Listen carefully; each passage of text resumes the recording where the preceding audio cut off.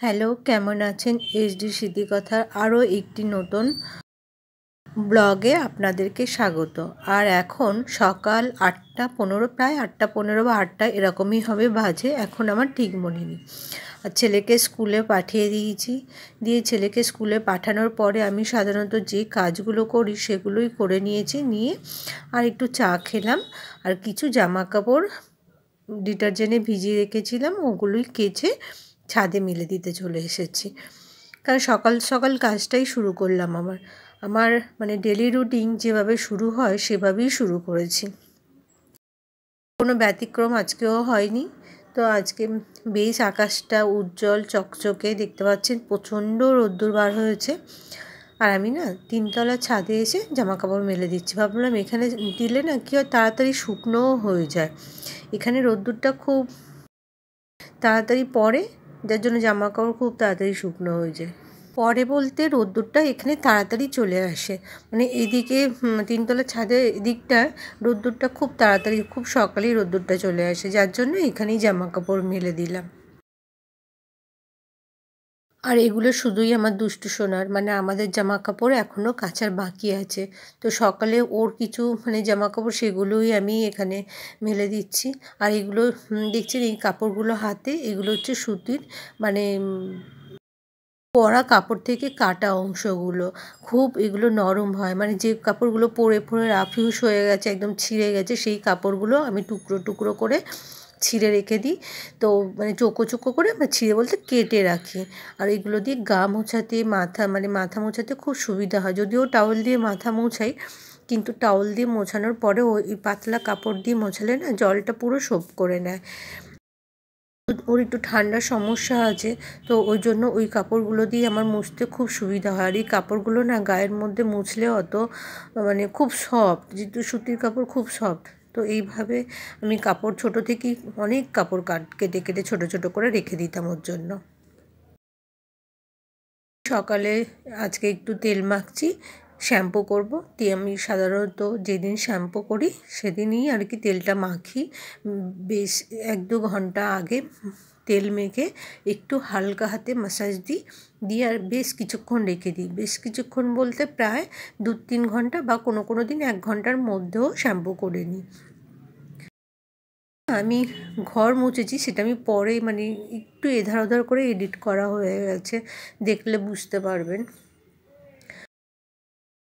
যে কাপড়ের কথা বললাম না, সত্যি ওই যেহেতু মা কাপড় পরতো, মায়েরই কিছু তাঁতের কাপড় যেগুলোর মধ্যে কোনো কাজ করা থাকতো না, প্লেন কাপড়, সেগুলোই আমি খুব ছোট থেকে, ও যখন ছোট ছিল ওরকম টুকরো করে করে আমি ছোট ছোট করে রেখে দিতাম।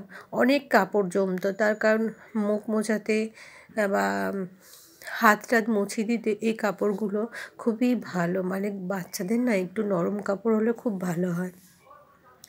আর যেহেতু ওদের স্কিন প্রচণ্ড সফট হয়, যার জন্য কিছু রাফ ইউজ করা কাপড় যেগুলো একদম নরম, সেগুলো মানে ভালো করে ধুয়ে, মানে ডেটল দিয়ে সেগুলো ব্যবহার করাটাই আমার মনে হয় ভালো।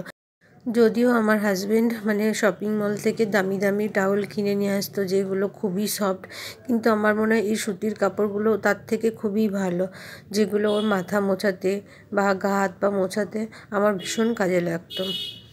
তো এভাবে আমি যাই হোক মাথা সপ্তাহে প্রায় 2 দিন করে আমি তেল মাখি। তারপরে ঠান্ডা পড়ে গেছিলো না, ঠান্ডা পড়ে আমার এই সপ্তাহে 2 দিন করে তেল মেখে শ্যাম্পু করা একেবারেই হতো না। তার কারণ হচ্ছে ঠান্ডার জন্য আমি একটু প্রায় 8-10 দিন বাদে বাদেই শ্যাম্পু হয়ে যেত। সত্যি বলতে যেটা, মানে শ্যাম্পুটা সেভাবে তেল মাখাও হতো না, শ্যাম্পুও করা হতো না। আর দেখুন আমি এভাবে ক্যামেরাটাকে সেট করে নিচ্ছি যাতে ঠিকঠাক দেখা যায়। অনেক সময় ক্যামেরা সেট করলাম, মোবাইল অন করলাম না, অনেক সময় এরকম আমার হয়ে থাকে। এই যে বলেছিলাম আমার এধার ওধার করে এডিট করা হয়ে গেছে। তো আমি আগে পার্লারটাকে ক্লিন করেছিলাম, মুছেছিলাম, তারপরেই শ্যাম্পু করেছিলাম সম্ভবত। ভিডিওটা কদিন আগের, ঠিকঠাক মনেও নেই। আর এখন পার্লারটাকে পুরো ক্লিন করে ঝাড় দিয়ে নিচ্ছি, তো তারপরে একটু মুছেও নেব। আর আমার মেয়েটাও আসছে না, আবার ডুব মেরেছে, তো ওর নিয়ে আমার খুব সমস্যা হচ্ছে। যদিও একজন নতুন এসছে, তো সে সকাল থেকে খোলার কথা বলছে, যেহেতু আমি, যারা আমার ভিডিও দেখেন তারা জানেন আমি সকাল থেকে পার্লারটা খুলি না, সাধারণত বিকাল থেকে রাত 9টা 9:30 অবধি খোলা থাকে, যেহেতু এখানে ক্লায়েন্টগুলো বেশিরভাগ রাত্রের দিকেই হয়।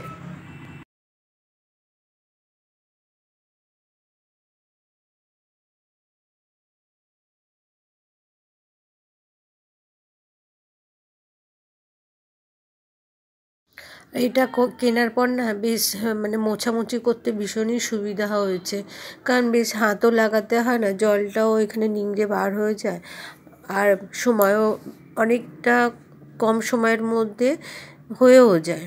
তো চলুন এটাকে মুছে নিয়ে আবার বাদবাকি কাজ করছি সকাল থেকে মানে সন্ধে পর্যন্ত। কি কি করি আজকে সবই দেখাবো। আমার প্রতিদিন মর্নিং রুটিন কিন্তু এভাবেই চলে। হয়তো সমস্ত কাজ দেখানো হয় না, কারণ কিছু কিছু সমস্ত কাজ দেখাতে গেলে অনেক সময়ের ব্যাপার, সেটা জানেন। সাধারণত এডিট করে করেই কিছু অংশ হয়তো তুলে ধরা হয়। তো আজকে ভাবলাম এই দিকটা দেখাই, অন্যভাবেই শুরু করি।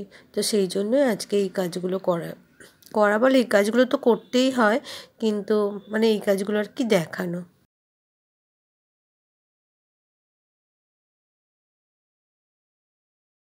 প্রতিদিন সাধারণত আমি কাচাকুচি, ঘর ঝাড় দেওয়া এগুলোই দেখাই।